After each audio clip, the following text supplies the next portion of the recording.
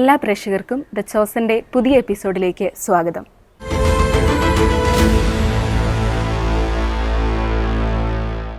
ലോകത്തിൽ ജീവിച്ചുകൊണ്ട് തന്നെ ലോകത്തിൻ്റേതാകാതെ ഈശോയുടെ മാത്രമായി സഭയ്ക്കും ദൈവത്തിനും സമൂഹത്തിനും ശുശ്രൂഷ ചെയ്യുന്നവരാണ് സമർപ്പിതർ. ഇന്ന് അപ്രകാരം ജീവിക്കുന്ന ഒരു സമർപ്പിതയോടൊപ്പമാണ് നമ്മളായിരിക്കുന്നത്. Sister Maria Kachippallil. Sister, Eesho മിശിഹായ്ക്ക് സ്തുതിയായിരിക്കട്ടെ.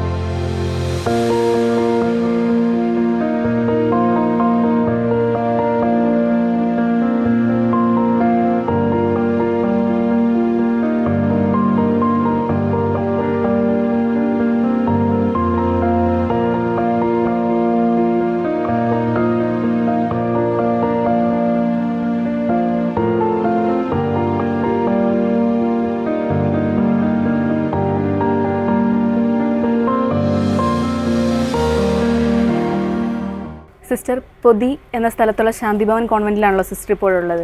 സിസ്റ്ററിന്റെ ഇവിടുത്തെ ഉത്തരവാദിത്തങ്ങൾ എന്തൊക്കെയാണ്? ശുശ്രൂഷകളൊക്കെ എങ്ങനെ പോകുന്നു? ഞാനിപ്പോൾ പൊതി ശാന്തിഭവൻ കോൺവെന്റിലാണ്. ഞങ്ങൾക്ക് ഇവിടെ അടുത്തൊരു മേഴ്സി ഹോസ്പിറ്റലുണ്ട്. ഹോസ്പിറ്റലിൻ്റെ ആയുർവേദ സെക്ഷൻ്റെ ചാർജിൽ അതിൻ്റെ പുതിയ ഹോസ്പിറ്റൽ ബിൽഡിംഗ് ഇപ്പോൾ പണിയുന്നുണ്ട്. അപ്പോൾ അതിൻ്റെ കൺസ്ട്രക്ഷൻ്റെ ചാർജാണ്. ഞാൻ സിവിൽ എഞ്ചിനീയറിംഗ് കഴിഞ്ഞിട്ടാണ് മഠത്തിൽ ചേർന്നത്. അതുകൊണ്ടാണ് ആ ഒരു ചാർജ്. സിസ്റ്റർ, ഇപ്പോൾ സിവിൽ എഞ്ചിനീയറിംഗ് കഴിഞ്ഞാണ് മഠത്തിൽ ചേർന്നത്. സാധാരണഗതിയിൽ കൂടുതലും ആൾക്കാർ 10ാം ക്ലാസ് കഴിഞ്ഞ് പോകുന്നു എന്നുള്ളൊരു രീതിയാണല്ലോ. അപ്പോൾ എങ്ങനെയാണ് സിസ്റ്റർ ഇങ്ങനെ എൻ്റെ വിളി ഇതാണ്, ഞാൻ ഒരു സമർപ്പിത ജീവിതത്തിലേക്ക് വിളിക്കപ്പെട്ട ആളാണ് എന്ന് സിസ്റ്ററിന് എങ്ങനെയാണെന്ന് മനസ്സിലാക്കാനായിട്ട് കഴിഞ്ഞത്? സിസ്റ്റർ അതിനുവേണ്ടി ഇങ്ങനെ പ്രാർത്ഥിച്ചൊരുങ്ങുമായിരുന്നോ, അല്ലെങ്കിൽ ഇങ്ങനെ ജസ്റ്റ് പെട്ടെന്നൊരു ഉൾവിളി തോന്നിയതാണോ? എങ്ങനെയാണ്? പെട്ടെന്ന് തോന്നിയതല്ല. ചെറുപ്പത്തിൽ എനിക്ക് തോന്നിയിട്ടുണ്ട് ഇങ്ങനെ സിസ്റ്റർ ആവണം, ഒരു ഡോക്ടർ ആവണം എന്നൊക്കെ. വലിയ ചെറുപ്പത്തിൽ കുഞ്ഞായിരിക്കുമ്പോൾ. പിന്നെ വളർന്നു വരുമ്പോൾ നോർമലി ആ ആഗ്രഹമൊക്കെ കുറഞ്ഞു. പിന്നെ എൻജിനീയറിംഗ് ഫീൽഡിലോട്ട് കിടന്നു. സിസ്റ്റർ ആവണം എന്നുള്ള ആഗ്രഹമേ പാടെ വിട്ടു. പക്ഷേ എങ്കിലും നമ്മുടെ ഉള്ളിൽ നമുക്ക് അറിയാൻ പറ്റും നമുക്ക് ഇതാണ് എന്തൊരു വേ എന്നുള്ളത്. മീൻസ് കുറേ പേര് ദൈവരാജ്യ ശുശ്രൂഷയ്ക്ക് വേണ്ടി ഒരു വിളി നമ്മുടെ ഉള്ളിലുണ്ട് നമുക്ക് വചനം കേൾക്കുമ്പോൾ നമുക്ക് മനസ്സിലാവും. എന്നെ ഏറ്റവും കൂടുതൽ ടച്ച് ചെയ്തിരിക്കുന്ന ഒരു ഭാഗമായിരുന്നു യോഹന്നാന്റെ സുവിശേഷം 4-ാം അധ്യായത്തിൽ. അവിടെ സമരിയാകാരി സ്ത്രീനെ വിളിക്കുന്ന ഒരു അനുഭവമുണ്ട് ഈശോയുടെ. അവിടെ ഈശോ പറയുന്നുണ്ട്, യഥാർത്ഥത്തിൽ ആത്മാവിലും സത്യത്തിലും ആരാധിക്കുന്നവരെ ഞാൻ തേടുകയാണെന്ന് പറഞ്ഞ ഈശോയുടെ ഒരു വേദന. അപ്പോൾ ആ ഭാഗമൊക്കെ കേൾക്കുമ്പോൾ എന്നെ വല്ലാതെ അത് സ്പർശിക്കുമായിരുന്നു. പക്ഷെ എങ്കിലും എനിക്കങ്ങനെ സിസ്റ്റർ ആവണം എന്നുള്ളൊരു ദൃഢമായിട്ടുള്ളൊരു തീരുമാനമൊന്നും അന്നില്ലായിരുന്നു. പിന്നെ +2 ഒക്കെ കഴിഞ്ഞപ്പോഴേക്കും നല്ല മാർക്കുണ്ട്, എൻട്രൻസിനായാലും നല്ല സ്കോറുണ്ട്. അപ്പോൾ ഞാനൊരു ഗവൺമെൻറ് കോളേജിൽ ഞാൻ പഠിച്ചിരുന്നത്. അപ്പോൾ ഞാൻ ഈശോയോട് പറഞ്ഞു, ഈശോ എനിക്ക് ഞാൻ കുറച്ച് നാളോട് പഠിക്കട്ടെ, ഈ വിളി യഥാർത്ഥമാണെങ്കിൽ ഉറപ്പായിട്ടും അത് അവിടെ തന്നെ ഉണ്ടാവും, അല്ലാതെ എൻ്റെ വല്ല തോന്നലൊക്കെ ആണെങ്കിൽ അതെന്തായാലും അത് മാറിപ്പോകുമല്ലോ. അപ്പം അങ്ങനെയൊക്കെ പറഞ്ഞിട്ടാണ് ഞാൻ പഠിക്കാനായിട്ട് ജോയിൻ ചെയ്യുന്നത്. എവിടെയാണ് അപ്പം പഠിച്ചത്? ഞാൻ തിരുവനന്തപുരം എഞ്ചിനീയറിംഗ് കോളേജിലാണ് പഠിച്ചിരുന്നത്. അപ്പോൾ എൻ്റെ 4 കൊല്ലത്തെ പഠനം കഴിഞ്ഞിട്ടും എനിക്ക് തീരുമാനം എടുക്കാൻ പറ്റണില്ല, എന്താണ് എന്തിലേക്ക് കടക്കണം. മീൻസ് കോളേജ് പഠനം കഴിഞ്ഞപ്പോഴേക്കും എനിക്ക് കോളേജിൽ നമ്മൾ കുറച്ചുകൂടെ സോഷ്യലി ആക്റ്റീവായിരുന്നു. അപ്പോൾ അതിലൊക്കെ എനിക്ക് മനസ്സിലായി, മീൻസ് ലോകത്തിൻ്റെ ഒരു നൈമിഷികത കുറേയൊക്കെ എനിക്ക് മനസ്സിലാക്കാനായിട്ട് എനിക്ക് സാധിച്ച എൻ്റെ കോളേജ് കാലഘട്ടമാണ്. അപ്പോൾ എന്തെങ്കിലും ഈ സമൂഹത്തിൽ കുറച്ചുകൂടി ഒരു വ്യത്യസ്തമായിട്ട് ചെയ്യണം എന്നുള്ളൊരു ആഗ്രഹത്തോടു കൂടിയാണ് കോളേജ് വിട്ടിറങ്ങുന്നത്. അപ്പോൾ കോളേജിൽ പ്ലേസ്ഡ് ആയിരുന്നു. പക്ഷേ എനിക്ക് ആ ജോലി കയറാനായിട്ട്, ആ ജോലിയിൽ പ്രവേശിക്കാനായിട്ട് എനിക്ക് അത്ര താല്പര്യം തോന്നിയില്ല. കാരണം വീണ്ടും കോളേജ് കഴിഞ്ഞ് വീണ്ടും നേരെ ജോലി, ആ ഒരു കൾച്ചറിലേക്ക് കടന്ന് ഒരിക്കലും എനിക്ക് എൻ്റെ ഇന്നർ കോള് തിരിച്ചറിയാൻ എനിക്ക് സാധിക്കില്ല എന്ന് എനിക്ക് തോന്നി. അപ്പോൾ പിന്നെ ഞാൻ പഠിച്ചിരിക്കുന്ന ഒരു സിവിൽ എഞ്ചിനീയറിംഗ് ഫീൽഡാണ്. അപ്പോൾ അതൊരു നമുക്ക് മീൻസ് താനെ ചെയ്യാൻ പറ്റുന്നൊരു ഫീൽഡാണ്. മാത്രമല്ല എൻ്റെ വീട് പണി അങ്ങനത്തെ കൺസ്ട്രക്ഷൻ കുറച്ച് കാര്യങ്ങളൊക്കെ അത് കഴിഞ്ഞിട്ട് എനിക്ക് ഉണ്ടായിരുന്നു. അപ്പോൾ അതിലേക്കൊക്കെ ആയിട്ട് എൻ്റെ ഫോക്കസ് കുറച്ചുകൂടെ ഞാൻ കൊടുത്തു. പിന്നെ ഞാൻ വിചാരിച്ചു കുറച്ചൊരു ഗവൺമെൻറ് സർവീസൊക്കെ ആയിരിക്കും, എനിക്ക് കുറച്ചുകൂടെ ഒരു സർവീസ് ഫീൽഡിലേക്ക് കയറാമെന്ന് വിചാരിച്ച് അതിനു വേണ്ടിയൊക്കെ പ്രിപ്പയർ ചെയ്യുന്ന കാലഘട്ടത്തിലായിരുന്നു. പക്ഷെങ്കിലും അപ്പോഴാണ് പെട്ടെന്ന് എനിക്കൊരു ധ്യാനം കൂടാനായിട്ട് ഒരു സാഹചര്യം ഉണ്ടായി വീട്ടിൽ. അപ്പോൾ അങ്ങനെ ആ ധ്യാനം കൂടിയ സമയത്താണ് എൻ്റെ മനസ്സിൻ്റെ ഉള്ളിൽ അങ്ങനെ ഒരു ഭയങ്കര അസ്വസ്ഥത. ഈ ശരിക്കും അവിടെ യോന പ്രവാചകൻ്റെ യോന പ്രവചനം ഒളിച്ചോടുന്ന ഒരു സന്ദർഭമൊക്കെ. അപ്പോൾ അതിൻ്റെയൊക്കെ വിശകലനമൊക്കെ ഇങ്ങനെ അച്ഛൻ പറയുമ്പോൾ മനസ്സിലിങ്ങനെ കിടന്ന് ടിക് ടിക് ടിക് ഇങ്ങനെ മുട്ടുന്ന ശബ്ദം പോലെയായിരുന്നു. അപ്പോൾ നമ്മളിങ്ങനെ സൈഡിൽ കൂടെ ഭക്ഷണമൊക്കെ കഴിക്കാൻ പാസ് ചെയ്യുമ്പോൾ സൈഡിൽ അവരെ മധ്യസ്ഥ പ്രാർത്ഥന ഹോളൊക്കെ ഉണ്ട്. അപ്പോൾ അവിടെ ഇങ്ങനെ ഒരു ചേട്ടൻ ഹല്ലേലൂയ പറഞ്ഞ് സ്തുതിക്കുന്നതൊക്കെ നമുക്ക് തന്നെ കേൾക്കാൻ പറ്റും. അപ്പോൾ ഈ ഹല്ലേലൂയ സ്തുതിപ്പൊക്കെ കേൾക്കുമ്പോൾ മനസ്സിന് ഭയങ്കര അസ്വസ്ഥത. ആ അസ്വസ്ഥത താങ്ങാൻ പറ്റാണ്ട് ഇപ്പോൾ ഞാൻ അച്ഛനോട് പോയി പറഞ്ഞു, അച്ഛൻ എനിക്ക് ഇങ്ങനെ തീരെ പറ്റുന്നില്ല, എനിക്ക് ഇരിക്കാൻ പറ്റണില്ല. അപ്പോൾ ഞാൻ പിന്നെ എൻ്റെ ഉള്ളിൻ്റെ ഉള്ളിൽ എല്ലാം ഞാനിങ്ങനെ തുറന്ന് പറഞ്ഞു, എനിക്കിങ്ങനെ തോന്നുന്നുണ്ട്. പിന്നെ എനിക്കെന്നാലും ഞാൻ അപ്പോഴും എൻ്റെ വിളി ആയിട്ട് ഞാൻ ചൂസ് ചെയ്തിട്ടില്ല. പക്ഷേ എങ്കിലും ഭയങ്കര അസ്വസ്ഥത, എന്തോ കർത്താവിന് വേണ്ടി ചെയ്യണം എന്നൊരു ആഗ്രഹം അപ്പോഴാണ് എൻ്റെ ഉള്ളിൽ വന്നത്. അതൊരു ദൈവവിളി ധ്യാനമായിരുന്നു അല്ലെങ്കിൽ? അല്ല, ദൈവവിളി ധ്യാനമായിരുന്നില്ല, സാധാരണ അൽമായരുടെ നോർമൽ ധ്യാനം തന്നെയായിരുന്നു, ദൈവവിളി ധ്യാനമായിരുന്നില്ല. ദൈവവിളി സ്വീകരിക്കാനുള്ള അങ്ങനെ ഒരു തീരുമാനം എടുക്കാനാണോ സിസ്റ്റർ ധ്യാനത്തിന് പോയത്? അപ്പോൾ അതിന് വേണ്ടിയിട്ടല്ല പോയത്. മീൻസ് കുടുംബത്തിൽ തന്നെ എനിക്ക് എൻ്റെ മമ്മിക്ക് വയ്യായികയൊക്കെ വന്നപ്പോൾ, അപ്പോൾ എന്താണ് ഇങ്ങനെ അസ്വസ്ഥത അങ്ങനെയൊക്കെ വന്നപ്പോൾ ഒരു ധ്യാനം കൂടി നോക്കാം. ആദ്യമായിട്ടാണ് എൻ്റെ ജീവിതത്തിൽ ഞാൻ താമസിച്ചുള്ള ധ്യാനങ്ങൾ കൂടുന്നത്. അതുവരെ അങ്ങനെ താമസിച്ചുള്ള ധ്യാനമൊന്നും കൂടിയിട്ടില്ല. അത്ര വലിയ നല്ല കുട്ടി ഇങ്ങനെ അച്ചടക്കം അങ്ങനെയൊന്നും വളർന്നതല്ല. ചെറുപ്പം തൊട്ട് ഇപ്പോൾ വലിയൊരു ഭക്തി നിർഭരമായിട്ടുള്ളൊരു കുടുംബമൊന്നുമല്ല. സാധാരണ നോർമലായിട്ട് ഞായറാഴ്ചകളിൽ പള്ളിയിൽ പോകുന്ന, അല്ലെങ്കിൽ ഇട ദിവസങ്ങളിൽ അവധി കിട്ടുമ്പോൾ പള്ളിയിൽ പോകുന്ന നോർമലി രീതിയിൽ തന്നെയായിരുന്നു. പക്ഷേ അങ്ങനെ ചില സാഹചര്യങ്ങൾ നമുക്ക് കുറച്ചുകൂടെ ദൈവത്തോട് അടുക്കണമെന്ന് തോന്നിയ സാഹചര്യങ്ങളിൽ അപ്പോഴാണ് ധ്യാനത്തിന് പോകാനായിട്ട് അവസരം കിട്ടുന്നത്. അപ്പം അങ്ങനെയാണ് ഈ ധ്യാനത്തിന് പോയത്. അപ്പോൾ അവിടെ വെച്ച് എനിക്ക് കിട്ടിയ ഒരു ഉൾവിളി, അതിനെ പിന്നെ ഫോളോ ചെയ്യാനായിട്ട് ഞാൻ തീരുമാനിച്ചു. പിന്നെ ഞാൻ അവിടെ തന്നെ മധ്യസ്ഥ പ്രാർത്ഥന ഗ്രൂപ്പിൻ്റെ കൂടെ പ്രാർത്ഥനയ്ക്ക് വേണ്ടിയിട്ട് അങ്ങനെയൊക്കെ പോയി തുടങ്ങി. അപ്പോഴാണ് എനിക്ക് കുറച്ചുകൂടെ വചനം കേൾക്കുമ്പോഴൊക്കെ ഉള്ളിൽ എന്തോ സംതിങ്, എന്തോ ഒരു കോളുള്ളതായിട്ടൊരു ഫീലിങ്. പിന്നെ ഞാൻ പഠിക്കുന്ന കാര്യങ്ങളിലേക്ക് എനിക്ക് ശ്രദ്ധിക്കാൻ പറ്റുന്നില്ല. പഠനമൊക്കെ എൻ്റെ സെക്കൻഡറി ആയി മാറി. പിന്നെ ഞാൻ ആത്മാക്കളുടെ രക്ഷ, അത് ഒരു വലിയൊരു അതെന്തോ എൻ്റെ ഒരു കടമയാണ്, കർത്തവ്യമാണെന്നുള്ളൊരു വലിയൊരു ഉൾബോധ്യം. അങ്ങനെയാണ് ഞാൻ കുറച്ചുകൂടി വിളിയിലേക്ക് തിരിച്ചറിയാനും കർത്താവിനോട് കൂടി ആയിരിക്കുന്നതാണ് എൻ്റെ വലിയൊരു സന്തോഷം എന്ന് തിരിച്ചറിയാനായിട്ട് എനിക്ക് സാധിച്ചത്. അങ്ങനെയാണ്. സിസ്റ്റർ ഒപ്പം പഠിച്ച എല്ലാവരും ജോലിക്ക് കയറുന്നു, അങ്ങനെ ഒരു അവസ്ഥ വന്നപ്പോഴത്തേക്കും എങ്ങനെയാണ് സിസ്റ്ററിന് ഒരു മനോധൈര്യം കിട്ടിയത്? അത് വേണ്ട എന്ന് വെച്ചിട്ട് ഇത് തന്നെ മതി, അങ്ങനെ ഒരു തീരുമാനം എടുക്കാനായിട്ട് കഴിഞ്ഞത് എങ്ങനെയാണ്? കാരണം ഇപ്പോൾ എല്ലാവരുടെ ജീവിതം വ്യത്യസ്തമാണ്. ഇപ്പോൾ എനിക്ക് എൻ്റെ ഉള്ളിലറിയാം എൻ്റെ ജീവിതം എങ്ങനെ പോകണം, അല്ലെങ്കിൽ ഞാൻ അവരിൽ നിന്നെല്ലാം ഓരോ വ്യക്തിയും വ്യത്യസ്തരാണല്ലോ. അപ്പോൾ എൻ്റെ ജീവിതത്തിൽ ഞാൻ ഇങ്ങനെയല്ല പോകേണ്ടത് എന്നൊരു ബോധ്യം എൻ്റെ ഉള്ളിൻ്റെ ഉള്ളിലുണ്ട്. അത് മറ്റുള്ളവർ പുറമേ നിന്ന് നോക്കുമ്പോൾ അവർക്കറിയാൻ സാധിക്കില്ല എന്തുകൊണ്ടാണ് ഈ കൊച്ചിങ്ങനെ നടക്കണേ, എന്തുകൊണ്ടാണ് ഇപ്പോൾ ഓരോ ജോലിയുടെ ടെസ്റ്റ് വരുമ്പോഴും. എനിക്ക് ഓർമ്മയുണ്ട്, ഒരു ജോലിയുടെ ടെസ്റ്റ് ഞായറാഴ്ചയായിരുന്നു ആ ടെസ്റ്റിന് പോകേണ്ട ദിവസം. അപ്പോൾ ഞായറാഴ്ച ആയത് കാരണം ഞാൻ ആ ടെസ്റ്റ് അറ്റൻഡ് ചെയ്യാണ്ടിരുന്നു. പക്ഷെ വീട്ടിലത് അറിഞ്ഞില്ല. വീട്ടുകാർ വിചാരിച്ചു ഞാൻ ടെസ്റ്റ് ചെയ്താണ് വേണ്ടിയാണ് പോയിരിക്കുന്നത്. പക്ഷെ ഞാൻ വീട്ടിൽ നിന്ന് ഇറങ്ങി ഞാൻ പള്ളിയിൽ പോയിരിക്കുകയാണ് ചെയ്തത്. പിന്നെ ഞാൻ വീട്ടിൽ നിന്ന് തിരിച്ചെത്തിയപ്പോഴാണ് ഞാൻ മമ്മിയോട് പറയണത്, മമ്മി ഞാൻ പോയില്ല, പള്ളിയിൽ പോയിരുന്നു എന്ന് പറഞ്ഞിട്ട്. പിന്നെ അതൊക്കെ വലിയ കോലാഹലമായിരുന്നു വീട്ടിൽ. പക്ഷെ എന്തുകൊണ്ടോ അത് വലിയൊരു ശരിയായിരുന്നു എന്ന് എൻ്റെ ഉള്ളിലൊരു ബോധ്യം എനിക്ക് തരുന്നുണ്ടായിരുന്നു. ചിലപ്പോൾ പരിശുദ്ധാത്മാവ് തന്നെ ആ ഒരു ബോധ്യം നമുക്ക് പറഞ്ഞു തരുന്നതായിരിക്കും എന്ന് ഞാൻ വിശ്വസിക്കുന്നു. അത് ലോകത്തെ എങ്ങനെ പറഞ്ഞ് മനസ്സിലാക്കാം, അല്ലെങ്കിൽ അതൊരു മൂഢതയല്ലേ എന്നൊക്കെ ചോദിച്ചു കഴിഞ്ഞാൽ എനിക്കറിഞ്ഞൂടാ. അത് ഓരോ പേഴ്സണൽ ഇൻഡിവിജ്വലിന് ദൈവം കൊടുക്കുന്ന ഒരു കൃപയായിട്ട് എനിക്ക് ഇത് പറയാൻ പറ്റുള്ളൂ. സിസ്റ്റർ ഇങ്ങനെ തീരുമാനം എടുത്തു കഴിഞ്ഞപ്പോൾ വീട്ടിലെല്ലാവരും അനുകൂലിച്ചോ, അതോ ഇതെല്ലാം പഠിച്ചു കഴിഞ്ഞാണോ ഇങ്ങനെ ഒരു ബോധ്യം വന്നേ എന്നൊരു ചോദ്യമൊക്കെ ഉണ്ടായോ? വീട്ടിലാരും എന്നെ അനുകൂലിച്ചിട്ടില്ല ഇതിന് വേണ്ടിയിട്ട്. പിന്നെ പഠിച്ചു കഴിഞ്ഞിട്ടാണോ ബോധ്യം വന്നേന്ന് ആ ചോദ്യം അവരെന്നോടത്ത് ചോദിച്ചിട്ടില്ല. എൻ്റെ വീട്ടിൽ ഇപ്പോൾ നീ ഇന്നതിന് പോകണം എന്ന് പറഞ്ഞ നിർബന്ധം പിടിക്കുന്ന ഒരു പാരൻസ് ആയിരുന്നില്ല. അതെനിക്ക് അവരോട് വളരെയധികം സന്തോഷം തോന്നിയിട്ടുണ്ട്. കാരണം ഇപ്പോൾ എൻ്റെ സിവിൽ എഞ്ചിനീയറിംഗ് ഫീൽഡ് ചൂസ് ചെയ്യാനായാലും എന്തിലേക്ക് പോകണം, ഇപ്പോൾ എൻ്റെ പപ്പയ്ക്ക് ഇഷ്ടം ഇലക്ട്രിക്കൽ ചൂസ് ചെയ്യാൻ വേണ്ടിയിട്ടായിരുന്നു. പക്ഷേ എനിക്ക് ഇലക്ട്രിക്കൽ പഠിക്കാൻ താല്പര്യമില്ല, ഞാൻ സിവിൽ ചൂസ് ചെയ്തു. ഇപ്പോൾ എന്തിലിപ്പോൾ കോളേജ് കഴിഞ്ഞ് ഇപ്പോൾ ജോലി പ്ലേസ്ഡ് ആയി അതെല്ലാവർക്കും അറിയാം. പക്ഷേങ്കിൽ അവരെന്നെ ഒന്ന് ഫോഴ്സ് ചെയ്തില്ല, മര്യാദ നീ ജോലിക്ക് പോകണം, ഇന്നതിന് പോകണം. അവിടെ എപ്പോഴും എൻ്റെ വീട്ടിൽ എനിക്കൊരു സ്പേസ് വിട്ടായിരുന്നു എൻ്റെ തീരുമാനങ്ങൾക്ക് അല്ലെങ്കിൽ എൻ്റെ ആഗ്രഹങ്ങൾക്ക്.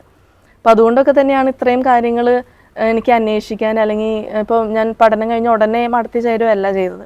കുറച്ചു കാലം വീട്ടിൽ നിന്ന് നന്നായിട്ട് ആലോചിച്ച് ഇതുതന്നെയാണെന്ന് ഒരു തീരുമാനം പക്വതയോടുകൂടി നമ്മൾ എടുക്കണമല്ലോ. കാരണം പഠനം കഴിഞ്ഞൊക്കെ പോകുമ്പോൾ പിന്നെ ഒരു തിരിച്ചു വരവ്, അല്ലെങ്കിൽ വീണ്ടും അത്രയും പഠിച്ചിട്ട് ഈ കൊച്ചെന്തിനാ പോയേ, കാരണം അതിനിപ്പോൾ വിളി ചേർന്നതിന് ശേഷം ഇപ്പോൾ നമുക്ക് പൂർത്തിയാക്കാൻ സാധിച്ചില്ലെങ്കിൽ പിന്നെ നാട്ടുകാരെല്ലാവരും പറഞ്ഞു, ബന്ധുക്കാരൊക്കെ പറഞ്ഞു കൊടുക്കും, വീട്ടുകാരും പറയും കൊച്ചെന്തിനാ പിന്നെ പോയ സമയം വേസ്റ്റ്. അപ്പോൾ അതുകൊണ്ട് തന്നെ അതൊക്കെ എൻ്റെ മനസ്സിലുള്ള കാരണം വളരെയധികം സമയമെടുത്ത് പ്രാർത്ഥിച്ചൊരുങ്ങി തന്നെയാണ് ഞാനിതിന് പോയത്.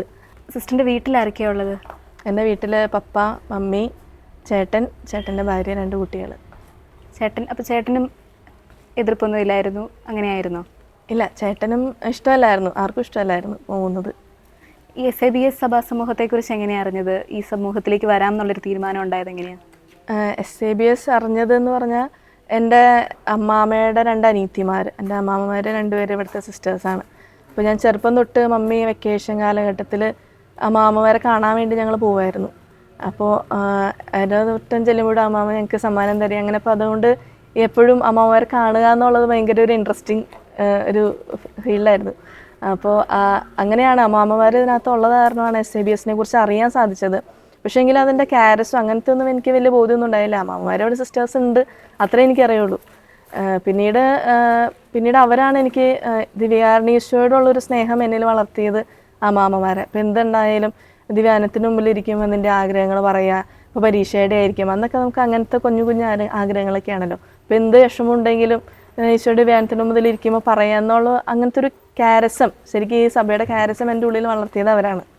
പിന്നീടാണ് ഞാൻ ഇപ്പോൾ ദൈവവിളി സ്വീകരിച്ചപ്പോഴാണ്, അല്ലെങ്കിൽ ആ ഒരു മേഖലയിലേക്ക് ദൈവവിളി സ്വീകരിക്കാമെന്ന് തീരുമാനിച്ചപ്പോഴാണ് എൻ്റെ ഉള്ളിൽ, അപ്പോൾ നമ്മൾ അങ്ങനെ കോൺഗ്രിഗേഷൻസിനെ കുറിച്ച് പഠിക്കാൻ തുടങ്ങി, ഏത് കോൺഗ്രിഗേഷൻ വേണം, എൻ്റെ ഉള്ളിൽ എന്താണ് ഈശോ നിക്ഷേപിച്ചിരിക്കുന്നത്, എൻ്റെ റിയൽ ഇൻട്രസ്റ്റ് എവിടെയാണ് കിടക്കുന്നത്. അപ്പോൾ അങ്ങനെയാണ് ഞാൻ ചെങ്ങഞ്ഞ് മനസ്സിലാക്കുന്നത്, വിശുദ്ധ കുർബാനയിലാണ് എൻ്റെ ഒരു സ്നേഹം അല്ലെങ്കിൽ ആ ഒരു ഇൻട്രസ്റ്റ് കിടക്കുന്നത്, അവിടേക്ക് തന്നെയാണ് എൻ്റെ വിളിയെന്ന് ഞാൻ ഉറപ്പിച്ചത്. അങ്ങനെയാണ്. പിന്നെ ഈ വേഷം തന്നെ അമലോത്ഭവ മാതാവിൻ്റെ വേഷമാണ് ഞങ്ങളുടെ ഫൗണ്ടർ ചൂസ് ചെയ്ത് തന്നിരിക്കുന്നത്, വെള്ള അങ്കിയും നീല ബെൽറ്റൊക്കെ ആയിട്ട്. അപ്പോൾ ഞാനിങ്ങനെ ചൂസ് ചെയ്യണ സമയത്ത് എന്ത് ചൂസ് ചെയ്യണം, അപ്പോൾ എൻ്റെ മനസ്സിലിങ്ങനെ ഇൻറ്റ്യൂഷൻ വരുമായിരുന്നു, മീൻസ് അമലോത്ഭവ മാതാവിനെ കുറിച്ച് അറിയണം, അമലോത്ഭവ മാതാവിനോടുള്ള വല്ലാത്ത സ്നേഹം. അപ്പം അങ്ങനെയാണ് ഞാൻ അറിഞ്ഞത്. പക്ഷേ അത് ഞാൻ മഠത്തിൽ ചേർന്നതിന് ശേഷമാണ് ഞാൻ സത്യം പറഞ്ഞ് അറിയുന്നത് ഇത് മാതാവിൻ്റെ വേഷമാണെന്നുള്ളത്, അമലോത്ഭവ മാതാവിൻ്റെ വേഷമാണെന്നുള്ളത്. പക്ഷെ എനിക്ക് തോന്നുന്നു അതൊക്കെ എനിക്ക് മാതാവിനെ ഗൈഡ് ചെയ്യായിരുന്നു എന്ന് തോന്നുന്നു ഈ ഒരു സഭയിലേക്ക് തന്നെ. സിസ്റ്റർ, നമ്മളിങ്ങനെ യൂട്യൂബിലും സോഷ്യൽ മീഡിയയിലും ഒക്കെ സിസ്റ്റേഴ്സുമായിട്ട് ബന്ധപ്പെട്ട് എന്തെങ്കിലും വീഡിയോ ഒക്കെ വരുമ്പോൾ അതിൻ്റെ താഴെ കുറേ കമൻസ് കാണാം. എന്തിനാണ് പെൺകുട്ടികളെ ഇങ്ങനെ നിർബന്ധിച്ച് വിടുന്നത്, എന്തിനാണ് അവരെ നേർച്ചക്കോഴികളാക്കുന്നത്, അങ്ങനെയൊക്കെ ആൾക്കാർ ചോദിക്കുന്നതാണ്. അപ്പോൾ ഇപ്പോഴും ഇത് ആരൊക്കെയോ നിർബന്ധിച്ചിട്ട് പെൺകുട്ടികൾ പോകുന്ന ഒരു ജീവിത രീതിയായിട്ട് പലരും കണക്കാക്കുന്നുണ്ട്. അപ്പോൾ അതിനെക്കുറിച്ച് സിസ്റ്ററിന് അവരോട് എന്തൊരു മറുപടി പറയാനുള്ള, സിസ്റ്ററിൻ്റെ ഒരു ദൈവവിളി മുൻനിർത്തി? ഇത് സത്യം പറഞ്ഞാൽ എൻ്റെ ദൈവവിളി എനിക്ക് പറയാൻ പറ്റുന്നത് ഒരു കാര്യമാണ്. ഇത് നമ്മൾ വീട്ടിൽ നിന്ന് ഇറങ്ങി മഠത്തിലേക്ക് ചെല്ലുമ്പോൾ ഒരിക്കലും അവർ നമുക്ക് ഈ വൈഷം എടുത്ത് തരില്ല. അവിടെ ഒരു ഫോർമേഷൻ പീരീഡ് ഉണ്ട്, ഒരു 4 കൊല്ലക്കാലത്ത് അല്ലെങ്കിൽ 5 കൊല്ലക്കാലം വരെ. ഇപ്പോൾ ഞങ്ങളുടെ കോൺഗ്രിഗേഷന് 4 കൊല്ലമാണ്, ചില 5, 6 കൊല്ലം വരെയൊക്കെ നീണ്ടു പോകുന്നതുണ്ട്. ഈ 4 കൊല്ലത്തെ ഫോർമേഷൻ പീരീഡിൽ അവിടെ നമ്മുടെ ശരിക്കും വിളി ടെസ്റ്റ് ചെയ്യാണ്.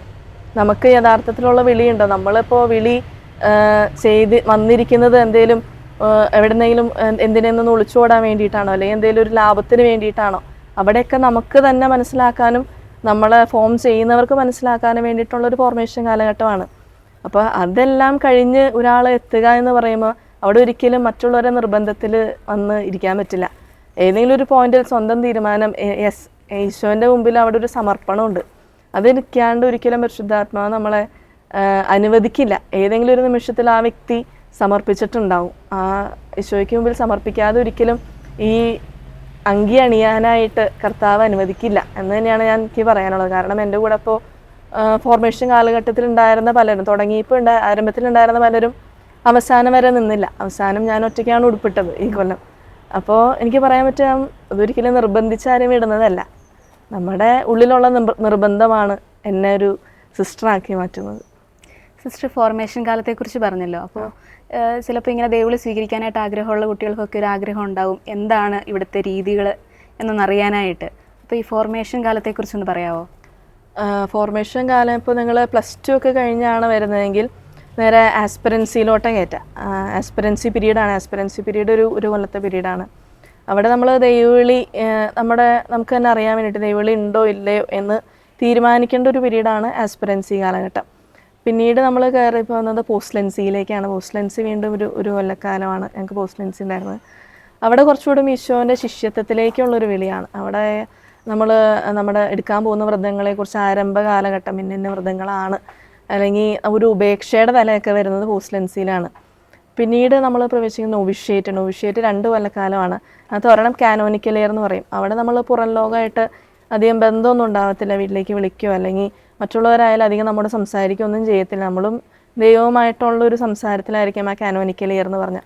അവിടെയാണ് നമ്മൾ ശരിക്കും കൂടുതൽ ആഴത്തിൽ ഈശോയായിട്ടുള്ള ബന്ധത്തിലേക്ക് കിടക്കുക. ദൈവമായിട്ടുള്ള ബന്ധത്തിലേക്ക്, നമ്മുടെ വിളിയുടെ ആഴത്തിലേക്കും ഇപ്പോൾ ദൈവിക പുണ്യങ്ങളുടെ ആഴത്തിലേക്കൊക്കെ നമ്മൾ കിടക്കുന്നത് ആ പീരീഡിലാണ്.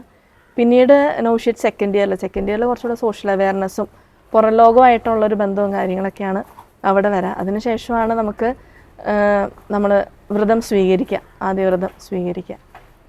നമ്മൾ വ്രതങ്ങളുണ്ടല്ലോ, അനുസരണം, ബ്രഹ്മചര്യം, ദാരിദ്ര്യം എന്നുള്ളതാണല്ലോ ബേസിക് ആയിട്ടുള്ള സന്യാസത്തിൻ്റെ വ്രതങ്ങൾ എന്ന് പറയുന്നത്. അപ്പോൾ ഇങ്ങനെ ഈ വ്രതങ്ങൾ ഉള്ളത് കൊണ്ട് തന്നെ ആൾക്കാർ പറയുന്നത് ഒരു ദുഃഖത്തിൻ്റെ ജീവിതമാണ്, കയ്പിൻ്റെ ജീവിതമാണ്, അങ്ങനെ ഒരു എഫക്റ്റ് എല്ലാവരും പറയുന്നുണ്ട്. പക്ഷേ അങ്ങനെയാണോ ഇവിടെ എപ്പോഴും നമ്മൾ മഠത്തിലൊരു ദുഃഖത്തിൻ്റെ ഫീലിംഗ് ആണോ, അതോ ഒരു ആത്മീയ നിറവ് സന്തോഷത്തിൻ്റെ ഒക്കെ ഒരു ഫീലിംഗ് ആണോ? അതെനിക്ക് പറയാനുള്ളത്, ഇപ്പോൾ പൗലോസ്ലീഹ പറയുന്നുണ്ട് ക്ലേശങ്ങളുണ്ട്, സഹനങ്ങളുണ്ട്, പക്ഷെ എല്ലാത്തിലുപരി ഞങ്ങൾ സന്തോഷിക്കുന്നു. ഇവിടെ മീൻസ് അനുസരണം, ബ്രഹ്മചര്യം, ദാരിദ്ര്യം എന്ന് പറയുന്നത് ലോകത്തിൽ ചിന്തിക്കുമ്പോൾ അത് ശരിയാണ്, ദുഃഖത്തിൻ്റെ ഒരു കാരണമാണ്. ഒരാളെ വ്യക്തിയെ അനുസരിക്കുക അല്ലെങ്കിൽ ദാരിദ്ര്യവ്രതം ജീവിക്കുക, നമുക്ക് എന്തുണ്ടെങ്കിലും അതെല്ലാം നമുക്ക് കോമൺ ആണ്. പക്ഷേ പിന്നെ ബ്രഹ്മചര്യത്തിൽ ജീവിക്കുക, നമ്മുടെ വികാരങ്ങളെല്ലാം നിയന്ത്രിച്ച് ജീവിക്കുക. പക്ഷെ എനിക്ക് തോന്നിയിട്ടുള്ളത് ഉള്ളിൻ്റെ ഉള്ളിൽ നമുക്ക് തരുന്ന വലിയൊരു ആത്മീയ സ്വാതന്ത്ര്യമുണ്ട്. അനുസരണം എന്ന് പറയുമ്പോൾ സത്യത്തിൽ അതൊരു കെട്ടുപാടിനേക്കാൾ എനിക്ക് തോന്നിയിട്ടുള്ള വലിയൊരു സ്വാതന്ത്ര്യമാണ്. ഇപ്പോൾ എൻ്റെ അധികാരികൾ എനിക്കിപ്പോൾ മഠത്തിൽ വന്നിട്ട് സത്യം പറഞ്ഞാൽ ഞാൻ തന്നെ ഉടുപ്പിട്ടിട്ട് വണ്ടടിച്ച് പോയിട്ടുണ്ട്. കർത്താവെ, ഇത്രയും സ്വാതന്ത്ര്യത്തോടു കൂടി ഉടുപ്പിട്ടിട്ടായിരിക്കാൻ പറ്റുമെന്ന് ഞാൻ ഉടുപ്പിടുന്നതിന് മുമ്പ് എനിക്ക് തോന്നിയിട്ടില്ല. കാരണം ഉടുപ്പിടുന്നതിന് മുമ്പ് ഞാൻ വരുമ്പോഴും ഇതൊക്കെ എനിക്ക് അടക്കി പിടിക്കേണ്ടി വരും, എൻ്റെ ആഗ്രഹങ്ങൾ. എനിക്ക് ഇങ്ങനെ ഡ്രൈവ് ചെയ്യുന്നൊരു വ്യക്തിയാണ്. അപ്പോൾ വീട്ടിൽ മീൻസ് എനിക്ക് വേണ്ടി അമ്മ കാറ് മേടിച്ചു തരും, അങ്ങനെയൊക്കെ ആയിരുന്നു. അപ്പോൾ അതെല്ലാം ഉപേക്ഷിച്ച് ഇതെല്ലാം വരേണ്ടി വരുമ്പോൾ ഒരിക്കലും എന്നെ കൊണ്ട് സാധിക്കില്ല എന്നാണ് എല്ലാവരും തന്നെ പറഞ്ഞിരുന്നത്. അപ്പം ഞാനും വിചാരിച്ചിരുന്നു എനിക്ക് ബുദ്ധിമുട്ടായിരിക്കും, പക്ഷേങ്കിൽ ആ ബുദ്ധിമുട്ട് സഹിച്ച് ഞാൻ നിൽക്കും എന്ന് പറഞ്ഞിട്ടാണ് ഞാൻ മഠത്തിലേക്ക് വരുന്നത്. പക്ഷേ ഒരിക്കലും എനിക്ക് ഇവിടെ വന്നിട്ടൊരു ബുദ്ധിമുട്ടായിട്ട് എനിക്ക് ഒരിക്കലും ഫീൽ ചെയ്യുന്നില്ല. ഇപ്പോൾ അധികാരികളോട് ചോദിക്കുമ്പോഴായാലും നമുക്ക് ഒരു അനുസരണ വ്രതം എന്ന് പറഞ്ഞാൽ നമ്മൾ അവരുടെ മീൻസ് അറിവോടുകൂടി ചെയ്യുക, അല്ലെങ്കിൽ കീഴ്പ്പെട്ടിരിക്കുമ്പോൾ സത്യത്തിൽ അതൊരു സംരക്ഷണമായിട്ട് എനിക്ക് തോന്നിയിട്ടുള്ളത്. ഒരു അമ്മയുടെ സംരക്ഷണം, ഒരു അപ്പൻ്റെ സംരക്ഷണത്തിന് കീഴിൽ ഒരു കുഞ്ഞിരിക്കുമ്പോൾ ആ കുട്ടിക്ക് കിട്ടുന്നൊരു ആത്മവിശ്വാസമുണ്ട്. ആ ആത്മവിശ്വാസമാണ് അനുസരണം എനിക്ക് തരുന്നത്. അതുപോലെ ബ്രഹ്മചര്യവ്രതം ഞാൻ പാലിക്കുമ്പോൾ അവിടെ എൻ്റെ വികാരങ്ങളെയും വിചാരങ്ങളെയൊക്കെ ഞാൻ നിയന്ത്രിക്കേണ്ടി വരുമ്പോൾ അതെനിക്ക് ദൈവത്തോടെ എടുക്കാനായിട്ടുള്ളൊരു വാതിലാണ്. നമ്മൾ ഈ ലോകത്തിൻ്റെ കെട്ടുപാടുകൾ അല്ലെങ്കിൽ ലോകത്തിൻ്റെ വികാരങ്ങൾ ചിന്തകളിലിരിക്കുമ്പോൾ ഒരിക്കലും ദൈവസ്നേഹത്തിലേക്ക് പ്രവേശിക്കാനായിട്ട് അതൊരു തടസ്സമാണ്, ലോകത്തിലുള്ളൊരു സ്നേഹം. പക്ഷേ അവിടെ ദൈവികതയിലേക്ക് അല്ലെങ്കിൽ ഒരു സാധാരണ ഒരു ഇതിനകത്ത് നിന്നൊരു സൂപ്പർ നാച്ചുറൽ ഇതിലേക്ക് കടക്കാൻ വേണ്ടിയിട്ടുള്ളൊരു വാതിലായിട്ടാണ് ബ്രഹ്മചര്യം ഞാൻ കാണുന്നത്. അതുപോലെ തന്നെ ദാരിദ്ര്യം എൻ്റെ സഹോദരങ്ങളെ സ്നേഹിക്കാനായിട്ട് ഒരു വാതിലായിട്ട് ഞാൻ കാണുന്നത്. കാരണം ദാരിദ്ര്യവ്രതത്തിൽ ഇപ്പോൾ എൻ്റേതായിട്ട് എനിക്ക് സ്വന്തമായിട്ടൊന്നുമില്ല, ഞാൻ നേടുന്നതും ഞാൻ സമ്പാദിക്കുന്നതും എല്ലാം എൻ്റെ സഹോദരങ്ങൾക്കൂടെ വേണ്ടിയിട്ടാണ്. അപ്പോൾ അവിടെ എല്ലാവരെയും ഒരുമയിൽ കാണുക. അതിൻ്റെ ആ ഈശോ പോലും ഇവിടെ ഭൂമിയിൽ വന്നപ്പോൾ ഒരു ദരിദ്രനായിട്ട് ജനിക്കാനായിട്ടാണ് ആഗ്രഹിച്ചത്, അങ്ങനെയാണ് ജീവിച്ചതും. അപ്പോൾ അതിൻ്റെ ഒരു കൺസ്ട്രെയിൻസ് ഉണ്ടാകുമ്പോൾ നമ്മൾ കുറേ കൂടെ കോമൺ പീപ്പിളായിട്ട് അല്ലെങ്കിൽ സാധാരണ ജനങ്ങളുടെ വിഷമങ്ങൾ മനസ്സിലാക്കാനും അവരിൽ ഒരാളായിട്ട് തീരാനും, അപ്പോൾ അങ്ങനെ ഒരു വണ്ണസ് വരാനായിട്ട് ഒരു വാതിലായിട്ടാണ് ഞാൻ ദാരിദ്ര്യം കാണുന്നത്. അപ്പോൾ എനിക്ക് ഇതൊരു കെട്ടുപാടിനേക്കാൾ കൂടുതൽ വളരെ ഒരു ഇന്നർ ഹാപ്പിനെസ് തരുന്ന ഒരു ജീവിതമായിട്ടാണ് എനിക്ക് തോന്നിയിട്ടുള്ളത്. സിസ്റ്റർ, ചിലപ്പോഴൊക്കെ നമ്മുടെ ആഗ്രഹങ്ങളെ ഉപേക്ഷിക്കേണ്ടി വരും എന്ന് പറഞ്ഞല്ലോ. അപ്പോൾ ചില ആൾക്കാരൊക്കെ ഈ സോഷ്യൽ മീഡിയയിൽ തന്നെയാണ് ചോദിക്കാറുണ്ടല്ലോ, അപ്പം എന്തിനാണ് നമ്മളിങ്ങനെ നമ്മുടെ ആഗ്രഹങ്ങൾ വേണ്ട എന്ന് വെച്ച് ജീവിക്കുന്നത്, ഒരു ജീവിതമല്ലേ ഉള്ളൂ, അതങ്ങ് അടിച്ചു പൊളിച്ച് ജീവിച്ചാൽ പോരെ, നന്നായിട്ട് ജീവിച്ചാൽ പോരെ, അപ്പോൾ വിവാഹം കഴിക്കാതിരിക്കാൻ പെൺകുട്ടികളെ നിർബന്ധിക്കുന്നത് എന്തിനാണ്, ബൈബിളിൽ എവിടെയാണ് സന്യാസ ജീവിതത്തെക്കുറിച്ച് പറഞ്ഞിരിക്കുന്നത്. അപ്പോൾ അങ്ങനെ ഇതിൻ്റെ ഒരു പ്രസക്തിയെ ചോദ്യം ചെയ്യാറുണ്ട് ആൾക്കാർ. അപ്പം സമർപ്പിത ജീവിതത്തിൻ്റെ പ്രസക്തിയെക്കുറിച്ച് സിസ്റ്റർ ഒന്ന് പറയാമോ? സമർപ്പിത ജീവിതത്തെക്കുറിച്ച് പറയുമ്പോൾ അത് ശരിക്കും പറഞ്ഞാൽ നമ്മുടെ സ്വർഗീയ ജീവിതത്തിൻ്റെ മുന്നാസ്വാദനമായിട്ടാണ് സമർപ്പിത ജീവിതത്തിൻ്റെ, അല്ലെങ്കിൽ സ്വർഗത്തിലെ മാലാഖമാർ വിശുദ്ധരെ എങ്ങനെയാണോ ജീവിക്കേണ്ടത്, അല്ലെങ്കിൽ സ്വർഗീയ ജീവിതത്തിൻ്റെ ഒരു ഭൂമിയിലൊരു പകർപ്പായിട്ടാണ് സമർപ്പിത ജീവിതം നമ്മൾ കണക്കാക്കുന്നത്. അപ്പോൾ അത് തന്നെയാണ് എനിക്കും പറയാനുള്ളത്. കാരണം സ്വർഗീയ ജീവിതം ഒരു ജീവിതമുണ്ട്, അല്ലെങ്കിൽ സ്വർഗത്തിൽ നിങ്ങൾക്ക് ഒരു ജീവിതമുണ്ട് എന്നതിൻ്റെ ജീവിക്കുന്ന സാക്ഷികളായിട്ടാണ് ഓരോ സമർപ്പിതരും നിങ്ങൾക്ക് മുമ്പിൽ നിൽക്കുന്നത്. അവിടെ ഈ ഇപ്പം അനുസരണം, ബ്രഹ്മചര്യം, ദാരിദ്ര്യമൊക്കെ വെല്ലുവിളി ഉയർത്തുന്നത് അവിടെയാണ്. നമുക്ക് ഈ ലോക ജീവിതത്തിൽ അല്ല, അതിലും വെല്ലുവിളി നിറഞ്ഞ, അല്ലെങ്കിൽ നിങ്ങൾ ഈ ലോകത്തിലായിരിക്കുമ്പോൾ സമർപ്പിതരെ കാണുമ്പോൾ ഇതെങ്ങനെ ഇവർ ജീവിക്കുന്നു, അല്ലെങ്കിൽ എങ്ങനെ ഇവർ ഇത് ചട്ടക്കൂടി ജീവിക്കുന്നു എന്ന് ചിന്തിക്കുമ്പോൾ നമ്മുടെ ഉള്ളിലേക്ക് അല്ലെങ്കിൽ മനസ്സിലേക്ക്, മറ്റുള്ളവരുടെ മനസ്സിലേക്ക് കടന്നു വരേണ്ട ഒരു ജീവിതം സ്വർഗീയ ജീവിതത്തെ കുറിച്ചിട്ടാണ്. അപ്പോൾ ആ ഒരു ആസ്പെക്റ്റാണ് എനിക്ക് തോന്നുന്നത്. പിന്നെ എനിക്ക് പറയാനുള്ളത്, ഇപ്പോൾ ബൈബിളിനകത്ത് നമ്മൾ കാണുന്നുണ്ട്, ഇപ്പോൾ സ്ലീഹന്മാർ പൗലോസ് സ്ലീഹ ചോദിക്കുന്നുണ്ട്, നിങ്ങൾ വിവാഹം ചെയ്യാതിരുന്നിരുന്നെങ്കിൽ കൂടുതൽ നന്നായിരുന്നു. അത് ക്രിസ്തുവിൻ്റെ സ്നേഹത്തിൽ അല്ലെങ്കിൽ ക്രിസ്തുവിനോടുള്ള സ്നേഹത്തിൽ കുറവ് വരുമെന്ന് വിചാരിച്ചിട്ടാണ് സ്ലീഹ അങ്ങനെ മീൻസ് പറയുന്നുണ്ട്, ഒരു സജഷൻ പറയുന്നുണ്ട്. മാത്രമല്ല, ഈശോ ഈ ലോകത്ത് എങ്ങനെയാണോ ജീവിച്ചത്, ഈശോൻ്റെ പാതയിലൂടെ പിന്തുടരുന്ന സമർപ്പിതർ ഫോളോ ചെയ്യുന്നത് ഈശോയെ തന്നെയാണ്. ഈശോ ഈ ലോകത്തിൽ ദാരിദ്ര്യത്തിലും അനുസരണത്തിലും ബ്രഹ്മചര്യത്തിലൊക്കെ ജീവിച്ചതുപോലെ അവിടുത്തെ പാതാന്തികം പിന്തുടരുന്ന ഞങ്ങൾ ഓരോ സമർപ്പിതരും ആ ഒരു ലൈഫ് സ്റ്റൈലാണ് നമ്മളും പിന്തുടരുന്നത്. അങ്ങനെയാണ് ഇപ്പോൾ നമുക്ക് ബൈബിളിനകത്ത് എവിടെയും ഇത് കാണുന്നില്ലല്ലോ എന്ന് പറയാനായിട്ട് സാധിക്കില്ല. പിന്നെ ഒരു സംശയം എല്ലാവരും ചോദിക്കുന്നതാണ്, എന്തിനാണ് നിങ്ങൾ വിവാഹം കഴിക്കാതിരിക്കുന്നത്, ആഗ്രഹങ്ങൾ വേണ്ടാന്ന് വെക്കുന്നത് എന്തിനാ? സത്യം പറഞ്ഞാൽ അത് ഞാൻ പറയും, ആത്മീയ മക്കളെ, ഇപ്പോൾ നമ്മൾ മാതൃത്വം എന്ന് പറയുമ്പോൾ ഈ ലോകത്തിൻ്റെ മാതൃത്വം മാത്രമല്ല, ആത്മീയമായിട്ട് കുഞ്ഞുങ്ങൾക്ക് ജന്മം കൊടുക്കാനായിട്ട് പറ്റും. ഒരു ആത്മീയ മാതൃത്വമുണ്ട്. ഇപ്പോൾ ഞങ്ങൾക്ക് ഇപ്പോൾ ഒരു സിസ്റ്ററായിട്ട് ഇരിക്കുമ്പോൾ എല്ലാവരും ഞങ്ങൾക്ക് മക്കളാണ്. ഈ ലോകമാതൃത്വമാണ്. അപ്പോൾ അതിന് വേണ്ടിയിട്ട് എന്താ പറയുക, ഇപ്പോൾ ഞാൻ പറഞ്ഞില്ലേ, സ്വർഗീയ ജീവിതം പോലെ തന്നെ സ്വർഗത്തിൽ എല്ലാവരും ദൈവത്തിൻ്റെ മക്കളാണ്. എല്ലാവരും ദൈവത്തിൻ്റെ കുഞ്ഞുങ്ങളാണ്, ദൈവത്തിൻ്റെ മക്കളാണ്. ആ ദൈവിക ഛായ ഈ ലോകത്തിൽ പ്രതിഫലിപ്പിക്കുന്ന ഒരു വക്താക്കളാണ് സമർപ്പിതർ എന്നാണ് എനിക്ക് പറയാനുള്ളത്. സിസ്റ്റർ കോഴ്സ് പഠിച്ചിരുന്ന കാലത്തൊക്കെ അത്യാവശ്യം ആക്റ്റീവായിട്ടുള്ള സോഷ്യലായിട്ടുള്ള ആളായിരുന്നെന്ന് പറഞ്ഞല്ലോ. അപ്പോൾ അത് കഴിഞ്ഞ് ഇങ്ങനെ സമർപ്പിത ജീവിതത്തിലേക്ക് പോകുന്നപ്പോൾ കൂട്ടുകാരൊക്കെ എങ്ങനെയാണ് പ്രതികരിച്ചത്? കൂട്ടുകാർ ആർക്കും താല്പര്യമില്ല, വീട്ടുകാർക്കായാലും കൂട്ടുകാർക്കായാലും ആർക്കും തീരെ താല്പര്യമില്ലായിരുന്നു. പക്ഷേ കൂട്ടുകാരെൻ്റെ അടുത്ത് മീൻസ് എന്നെ ഒബ്ജക്റ്റ് ചെയ്തില്ല. കാരണം അവരെല്ലാവരും എനിക്ക് നിൻ്റെ ഇഷ്ടം അങ്ങനെയാണെങ്കിൽ ഓക്കെ, പക്ഷെ ഞങ്ങൾക്ക് താല്പര്യമില്ല, നീ എന്തിനതൊക്കെ പോണേ, എടി നിനക്ക് സോഷ്യൽ വർക്ക് അതൊക്കെ ചെയ്യാനാണെങ്കിൽ നിനക്ക് ഇതിനകത്തേക്ക് പോകേണ്ട കാര്യമില്ലല്ലോ, നിനക്ക് വേറെ എന്തെങ്കിലും ചെയ്താൽ പോരെ, അങ്ങനെയൊക്കെ പല ഓപ്ഷൻസ് എല്ലാവരും ചോദിച്ചിട്ടുണ്ട്. പക്ഷേ എങ്കിലും എനിക്ക് കിട്ടിയ വലിയൊരു പ്ലസ് പോയിന്റ്, അല്ലെങ്കിൽ എൻ്റെ കൂട്ടുകാരുടെയും എൻ്റെ മാതാപിതാക്കളുടെ ഭാഗത്തു നിന്നൊക്കെ എനിക്ക് കിട്ടിയൊരു വലിയൊരു അഡ്വാൻറ്റേജ് എന്ന് പറഞ്ഞത് അവരെനിക്ക് തന്നൊരു സ്വാതന്ത്ര്യമായിരുന്നു. എന്തുകൊണ്ടാണെന്ന് എനിക്കറിയില്ല, പക്ഷേ അവരെന്നിലൊരു വിശ്വാസം ഉറപ്പിച്ചിരുന്നു എന്ന് എനിക്ക് പലപ്പോഴും തോന്നിയിട്ടുണ്ട്. അവൾ തെറ്റായിട്ട് ചിന്തിക്കത്തില്ല, അല്ലെങ്കിൽ അവളൊന്നും ചിന്തിക്കാതെ അല്ല ഇങ്ങനെ പോകുന്നത് എന്നൊരു ഉറപ്പ് അവരുടെ ഉള്ളിൽ ഉണ്ടായിരുന്നു. അതുകൊണ്ട് തന്നെയാണ് എനിക്ക് തോന്നുന്നു അവരൊക്കെ മനസ്സോടെ ആണെങ്കിൽ പോലും എന്നെ ഒബ്ജക്റ്റ് ചെയ്തിട്ടില്ല, നോ എന്ന് പറഞ്ഞ കട്ടായം പറഞ്ഞു നിന്നിട്ടില്ല. നിന്റെ ആഗ്രഹം അങ്ങനെയെങ്കിൽ അങ്ങനെ നടക്കട്ടെ എന്നൊരു രീതിയിലായിരുന്നു അവർ സംബന്ധിച്ചിരുന്നത്. സിസ്റ്റർ, ഈ ഒരു ജീവിതാന്തസ്സിൽ സിസ്റ്റർ ആരെങ്കിലും ഒരു റോൾ മോഡലായിട്ട് കാണുന്നുണ്ടോ? ഏതെങ്കിലും കൂടെ ഉണ്ടായിരുന്ന സിസ്റ്റേഴ്സിനെയോ അല്ലെങ്കിൽ അമ്മമാരെ ആരെയെങ്കിലും? ഇവിടെ സത്യം പറഞ്ഞാൽ ഞാൻ മഠത്തിൽ വന്നതിന് ശേഷം റോൾ മോഡലായിട്ട് നമ്മൾ സ്വീകരിക്കുന്നത് ദിവ്യാരണി ഈശോയെ തന്നെയാണ്. ഇവിടെ ഈശോൻ്റെ ശാന്തഗുണവും ക്ഷമയും ഒക്കെ അവിടുത്തെ പാതാന്തികത്തിലിരുന്ന് ഈശോയെ ധ്യാനിച്ച ആ മുഖത്തേക്ക് നോക്കി ആ എളിമയും ശാന്തഗുണമൊക്കെ കണ്ടുപഠിക്കാനായിട്ടാണ് ഓരോ SABSഉം അല്ലെങ്കിൽ ഓരോ ആരാധനാ സന്യാസിയും അങ്ങനെയാണ് ഞങ്ങൾ കണ്ടുപഠിക്കുന്നത്. പിന്നെ എനിക്ക് തോന്നിയിട്ടുണ്ട്, ഞാൻ എപ്പോഴും തിരയുന്നത് ഈ കരുണയുടെ മുഖം, ആ ഒരു ഫ്രേസ് അല്ലെങ്കിൽ ആ ഒരു വാക്ക് എപ്പോഴും ഞാൻ ഉപയോഗിക്കുന്നത്, അല്ലെങ്കിൽ എനിക്ക് വളരെ ടച്ചിങ് ആയിട്ടുള്ളൊരു ഫ്രേസാണ്. ഈ ഒരു മുഖം ഞാൻ പലരിലും കണ്ടിട്ടുണ്ട്. ഇപ്പം എൻ്റെ അധികാരികളിലായിക്കോട്ടെ, അല്ലെങ്കിൽ ചില അമ്മമാരിൽ, സഹോദരങ്ങളിൽ ചില സിറ്റുവേഷൻസ് ഒക്കെ വരുമ്പോൾ എത്രമാത്രം കാരുണ്യത്തോടു കൂടിയാണ് അവർ ബിഹേവ് ചെയ്യുന്നത്, അല്ലെങ്കിൽ എത്രമാത്രം കരുണയാണ് അവർ എന്നോടായാലും അല്ലെങ്കിൽ ആ ഒരു സിറ്റുവേഷൻസ് വരുമ്പോൾ മറ്റുള്ളവരോട് കാണിക്കുന്നത് എന്നോർത്ത് ഞാൻ അത്ഭുതപ്പെട്ട് നിന്നിട്ടുണ്ട്. അപ്പോൾ ഒരു വ്യക്തിയെ എന്നല്ല, ആ ദിവ്യകാരുണ്യേശ്വയെ റോൾ മോഡലാക്കിയിട്ട് ഓരോ വ്യക്തികളും എങ്ങനെ ജീവിക്കുന്നു എന്നുള്ളത് എനിക്ക് വളരെയധികം അത്ഭുതത്തോടു കൂടി ഞാൻ നോക്കി നിന്നിട്ടുണ്ട്. അത് തന്നെയാണ് ഇവിടുത്തെ റോൾ മോഡലായിട്ട്, അല്ലെങ്കിൽ ഈ ഒരു വിളി സ്വീകരിക്കുമ്പോൾ ഏറ്റവും വലിയ റോൾ മോഡൽ ഒരു സമൂഹ ജീവിതം തന്നെയാണെന്ന് എനിക്ക് തോന്നുന്നത്. സിസ്റ്റർ ഒരുപാട് വിശുദ്ധരുടെ ജീവചരിത്രങ്ങളൊക്കെ വായിച്ചിട്ടുണ്ടായിരിക്കുമല്ലോ. അപ്പോൾ അതിൽ ഏറ്റവും കൂടുതൽ ഹൃദയത്തെ ടച്ച് ചെയ്ത ഒരു വിശുദ്ധൻ അല്ലെങ്കിൽ വിശുദ്ധ അങ്ങനെ ഒരാളുണ്ടോ? എനിക്ക് വളരെയധികം എന്നെ ഇപ്പോൾ ഒരു വിളി ചൂസ് ചെയ്യാനായിട്ട് എനിക്ക് ശക്തി തന്നത് അന്തോണീസ് പുണ്യാളുടെ ജീവിതമായിരുന്നു. ഞാൻ എൻട്രൻസ് കോച്ചിങ് പോയിക്കൊണ്ടിരിക്കുന്ന സമയത്ത് അവിടെ കലൂര പോയിക്കൊണ്ട്. അപ്പോൾ കലൂര അന്തോണീസ് പുണ്യാളൻ്റെ ഒരു വലിയ ഫേമസ് ആയിട്ടുള്ള കപ്പലുണ്ട്. അവിടെ എപ്പോഴും എല്ലാ ചൊവ്വാഴ്ചയും നൊവേനയും കാര്യങ്ങളും. അപ്പോൾ ഞാൻ ഉച്ചയ്ക്ക് ഭക്ഷണം കഴിഞ്ഞ് പുറത്ത് പോയി ഞാൻ കഴിച്ചുകൊണ്ടിരുന്നത്. അപ്പോൾ ഞാൻ ഭക്ഷണം കഴിക്കാൻ പോയി വന്നപ്പോൾ എപ്പോഴും കപ്പലിൽ കയറി വിസീത്ത് നടത്തി പ്രാർത്ഥിച്ചിട്ടാണ് പോവാം. അപ്പം അങ്ങനെ എനിക്ക് അന്തോണീസ് പുണ്യാളനോട് എന്തോ ഒരു ഇഷ്ടവും ആഗ്രഹമൊക്കെ വന്നു. അപ്പോൾ ഒരു സാഹചര്യത്തിൽ അന്തോണീസ് പുണ്യാളൻ്റെ ജീവചരിത്രം വായിക്കാനായിട്ട് എനിക്ക് ഇട വന്നു. ആദ്യമായിട്ടാണ് ഞാനങ്ങനെ സാധാരണ കാറ്റീസിനൊക്കെ പഠിക്കുമ്പോൾ നമുക്ക് വിശുദ്ധ ജീവചരിത്രമൊക്കെ പഠിക്കണമെങ്കിൽ അപ്പോഴൊക്കെ ഞാൻ വായിച്ചോട്ടല്ല, അന്ന് ഞാൻ വായിച്ചിട്ടില്ല.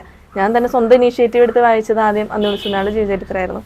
അതിനകത്ത് അന്തോണീസ് പുണ്യാളൻ്റെ ജീവിതത്തിൽ ഇടവക വികാരി അന്തോണീസ് പുണ്യാളനോട് ചോദിക്കുന്നൊരു ചോദ്യമുണ്ട്. അവിടെ പുണ്യാളനെ ഇതുവരെ ഒരു പ്രഭുകുമാരനായിട്ട് അല്ലെങ്കിൽ പ്രഭുവായിട്ട് ജീവിക്കാനായിട്ട് ആഗ്രഹിച്ച് അങ്ങനെ കുതിരപ്പുറത്തൊക്കെ പോകുന്ന സമയത്ത് ഇടവക വികാരി ഇങ്ങനെ നടന്നു പോയായിരുന്നു. അപ്പോൾ വികാരിയോട് ഇങ്ങനെ സംസാരത്തിനിടയ്ക്ക് അപ്പോൾ വികാരി പറഞ്ഞു, ഞാൻ ഇതുപോലെ ഒരു പ്രഭുവായിരുന്നു, പക്ഷേ ഞാൻ എൻ്റെ ഇത് ഉപേക്ഷിച്ച് ഞാൻ വൈദിക ജീവിതത്തിലേക്ക് കടന്നു. അപ്പോൾ ഇങ്ങനെ അന്തോണീസ് ചോദിക്കുന്നുണ്ട്, എന്തുകൊണ്ടാണ് അച്ഛ അത്രയും വലിയൊരു സ്ഥാനം ഉപേക്ഷിച്ച് ഇങ്ങനൊരു വൈദികനാവാനായിട്ട് തിരഞ്ഞെടുത്തത്? അപ്പോൾ അച്ഛൻ പറഞ്ഞൊരു മറുപടി ഉണ്ട്, ദാസനെ സേവിക്കുന്നതോ അതോ യജമാനനെ സേവിക്കുന്നതോ കൂടുതൽ ശ്രേയസ്കരം. അപ്പം അന്തോണീസ് പുണ്യാളൻ്റെ ഉള്ളിൽ ഈ ഒരു അസ്വസ്ഥത ഉണ്ടായിരുന്നു. എനിക്ക് തോന്നുന്നു ഞാനും എൻ്റെ വിളിയിൽ നേരിട്ടൊരു അസ്വസ്ഥതയായിരുന്നു ഇത്. എന്തിനാണ് ഈ വിളി ചൂസ് ചെയ്യുന്നത്, അല്ലെങ്കിൽ ഇത്രയും വലിയൊരു ഇത് ഉപേക്ഷിച്ചിട്ട് എന്തിനാണ് ഇത് തിരഞ്ഞെടുക്കുന്നത്? അപ്പോൾ എനിക്ക് അവിടെ കണക്ട് ചെയ്യാൻ പറ്റി അന്തോണീസ് പുണ്യാളനെയും എന്നെയും. അപ്പോൾ എനിക്ക് എപ്പോഴും ഞാൻ പ്രാർത്ഥിച്ചിരുന്നതും അന്തോണീസ് പുണ്യാളൻ്റെ അടുത്ത് തന്നെയായിരുന്നു. എനിക്ക് തോന്നുന്നു എൻ്റെ ജീവിതത്തിൽ വളരെ സ്വാധീനിച്ചിട്ടുള്ളൊരു വ്യക്തി അന്തോണീസ് പുണ്യാളനാണ്. പിന്നെ വേറെ അടുത്ത് സ്വാധീനിച്ച മദർ തെരേസയാണ്. ഞാൻ എപ്പോഴും ട്രെയിനിൽ യാത്ര ചെയ്തിരുന്നൊരു വ്യക്തിയായിരുന്നു പഠന കാലഘട്ടത്തിലായാലും ഒക്കെ.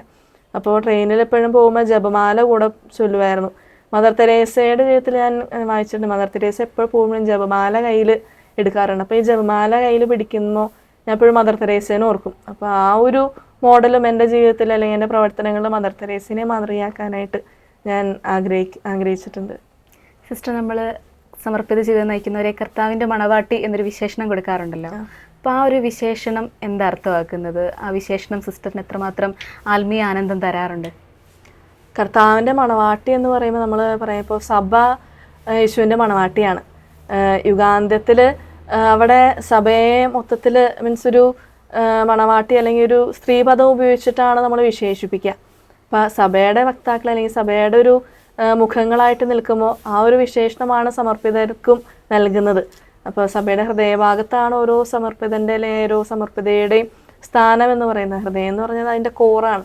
ആ ഹൃദയം എങ്ങനെയാണോ അങ്ങനെയായിരിക്കും ആ ഒരു വ്യക്തിയുടെ അല്ലെങ്കിൽ ആ ഒരു ഇതിൻ്റെ പമ്പിങ് അല്ലെങ്കിൽ അതിൻ്റെ ഒരു ജീവൻ എന്ന് പറയുന്നത്. അപ്പോൾ ആ ഒരു മുഖമാണ് അല്ലെ ഓരോ സമർപ്പിതർക്ക് നൽകുന്നത്. അതുകൊണ്ടാണ് ഈ സമർപ്പിതരെ കർത്താവിൻ്റെ മണവാട്ടി അല്ലെങ്കിൽ ക്രിസ്തുവിൻ്റെ മണവാട്ടി എന്നൊക്കെ പറഞ്ഞ് വിശേഷിപ്പിക്കുന്നത്. ആ പദം കേൾക്കുമ്പോൾ എനിക്ക് സത്യം പറഞ്ഞാൽ കൂടുതൽ ക്ലോസ്നെസ് തോന്നാറ്. ഈശോയുടെ ഹൃദയത്തോട് ചേർന്നിരിക്കുന്ന ഒരു ഫീലിംഗ് ആണ് ആ പദം കേൾക്കുമ്പോൾ എനിക്ക് തോന്നാറ്. അത് വളരെയധികം ആനന്ദം തരാറുണ്ട് എനിക്ക്. ഈ തിരുഹൃദയ പ്രൊവിൻസിൽ CBSൻ്റെ തിരുഹൃദയ പ്രൊവിൻസാണ് ഞങ്ങളുടെ. അപ്പോൾ തിരുഹൃദയ പ്രൊവിൻസിൽ നിൽക്കുമ്പോൾ എനിക്ക് ആ തിരുഹൃദയത്തോടുള്ളൊരു സ്നേഹവും എല്ലാമാണ് ആ ഒരു പദം കേൾക്കുമ്പോൾ എനിക്ക് തോന്നുന്നത്. ഈശോയുടെ തിരുഹൃദയത്തോട് എപ്പോഴും ചേർന്നിരിക്കാൻ ആഗ്രഹിക്കുന്ന സിസ്റ്റർ മരിയയോടൊപ്പമാണ് നമ്മൾ ഇന്ന് ഈ ആഴ്ച ചെലവഴിച്ചത്. സിസ്റ്ററിൻ്റെ വിശേഷങ്ങളും അനുഭവങ്ങളും ഇവിടെ തീരുന്നില്ല. എന്നാൽ ഇന്നത്തെ സമയം ഇവിടെ അവസാനിക്കുകയാണ്. എല്ലാ പ്രേക്ഷകർക്കും നന്ദി. Sister, thank you.